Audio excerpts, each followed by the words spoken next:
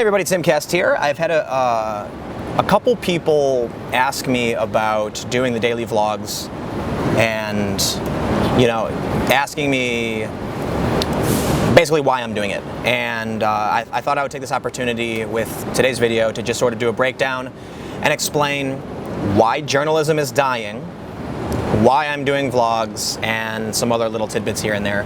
So, very, very simply, the reason I'm doing vlogs on YouTube is that for those of you that are familiar with like the documentaries that I've done in the past, those come out,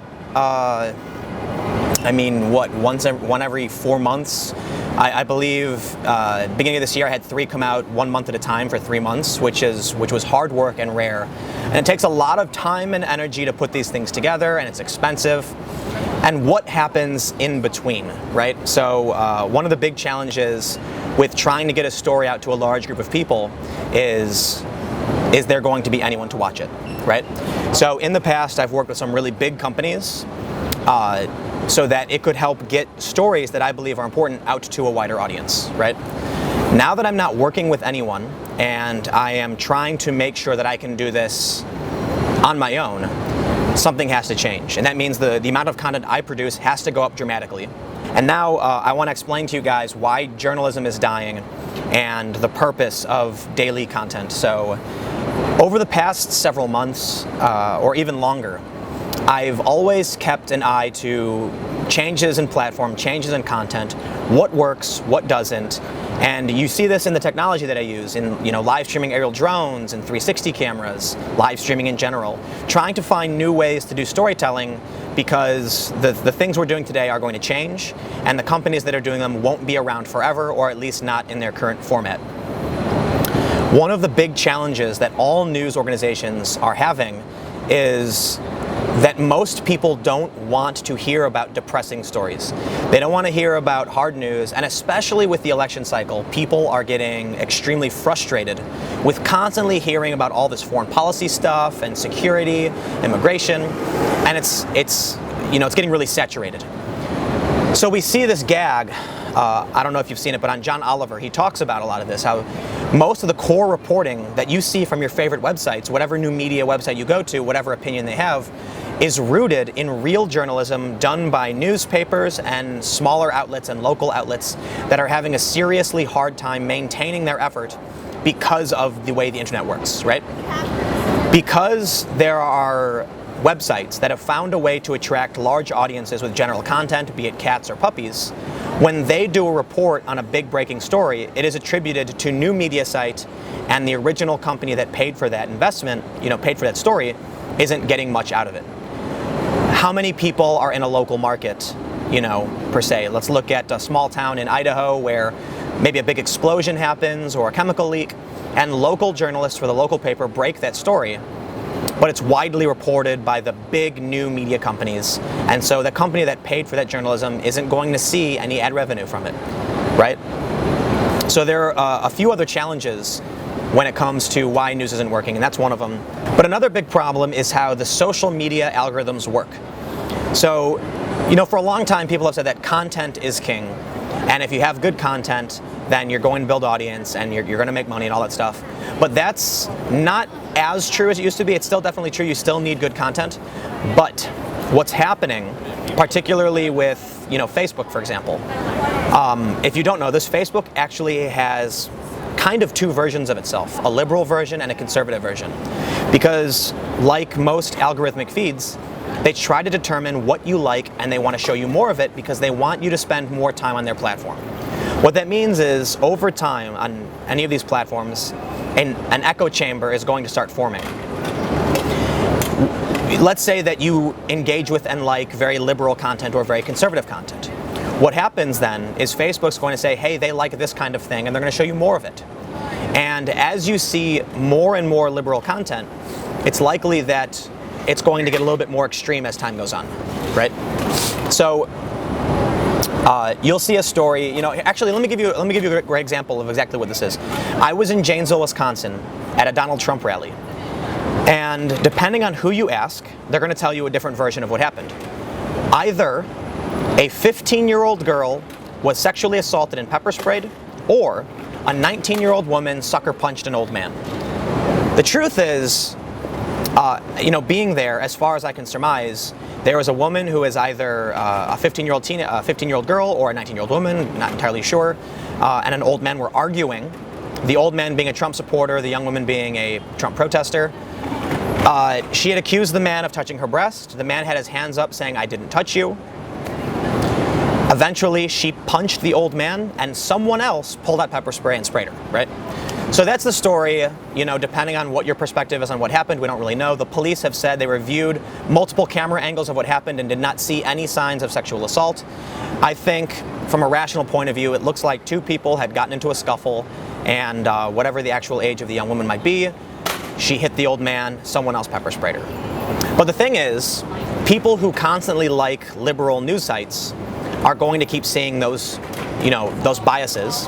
And so a news organization that has a liberal slant has an incentive to push a liberal perspective because they know you're going to share it. They know you're going to click it. And the same thing can be said for conservative content.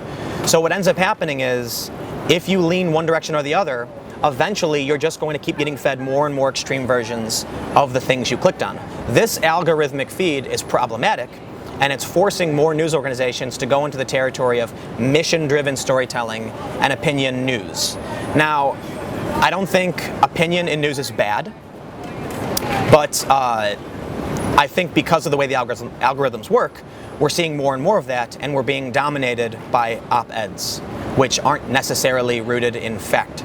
They're rooted in someone who might be an expert in a certain area, making an assumption about a particular subject, right? That doesn't mean they're wrong. It just means it gets particularly dangerous for news organizations who historically have had to challenge the audience, challenge politicians, and now we're running the risk of losing that because if we put out a story that we think will offend our audience, there is an actual incentive to not do that.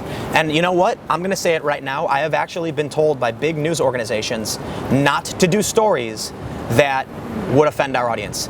Even if they are factually 100% correct, if it offends the audience, don't do it because we want to side with the audience. And that's kind of what's happening. And that's bad for news. That's ultimately bad for news.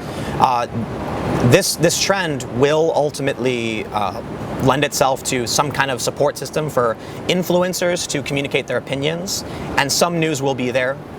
But that's just the future we're looking at. And I'm sure some people think it's good and some people think it's bad. I'm just telling you a quick fact about it. Now I want to be a little bit more specific about why I'm doing daily content and vlogs in regards to this algorithm. So when looking at the data for YouTube and trying to figure out what works, what will help build a broad audience, and what the average user actually is interested in, it's long-form daily content, right? So you do want to make good content. You do, want to make engaging and something that contributes. But the big key factors are: do it daily, do it as consistently as possible, make it long, right? So I don't want to get into a lot of the companies that are failing to do this. But there's a lot, I'll skip over that and I'll just jump into this. Look. In order to effectively get people information that's going to help them, there has to be something consistent within a news feed that the user is interested in. News suffers because if someone likes a page that produces news content, they are less likely to click the next story, resulting in an algorithm downrank. So I'll give a kind of example. Let's say you see a story on Facebook or YouTube, and it's about a clown that did a backflip off a building, and you think, wow, I really, really love clowns and backflips. This is really interesting stuff. You watch the video, you laugh, you click like. You subscribe to the YouTube channel. The next day, that was just one news story. The next day, they put out a story about a mime that did a front flip, and you think, I don't care about mimes and I don't care about front flips, so you don't click it, right? That means that you have told the social media platform that you, as a subscriber, think that content is not worth watching.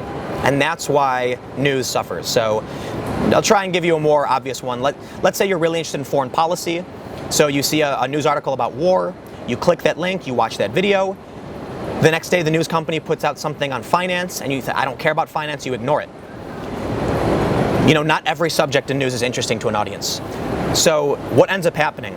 The top channels on YouTube, the top pages, tend to follow a very specific through line. Let's say you really like strawberries, and you see an article about strawberries, and you click the link, you watch the video, and the next day it's another video about strawberries. When it's a very specific content type, you're more likely to click it, and that tells the algorithm you like this content. News channels suffer dramatically because of this, and it's one of the reasons why news isn't working as it used to. It's the algorithm. My goal with doing vlogs is a few things. One, I want to make a piece of I want to make content where it's enjoyable, consistent, and I want to be able to create a through line that says, you're following me for my work and the things I'm interested in. That way, when you see me, a story comes up, you're not so much like, I don't care about finance, you're like, I'm really interested in what Tim has to say. Because that will help, create a news channel where the algorithm actually supports it, right? Look, if it's not something that you're into, the daily content I'm doing, it's not as impactful, just, follow me on Twitter and I'll keep doing the news the way I do it. And I will always tweet out the big, important breaking news stories and the live streams and all that stuff. But till then, if it's something you do want to be involved in, subscribe to the YouTube channel, like the videos, and share them if you will.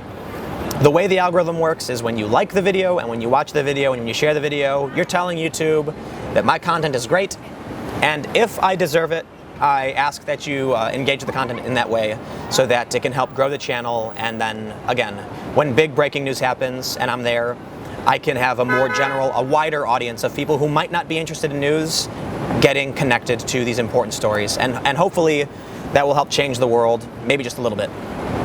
That being said, I will see you all next time.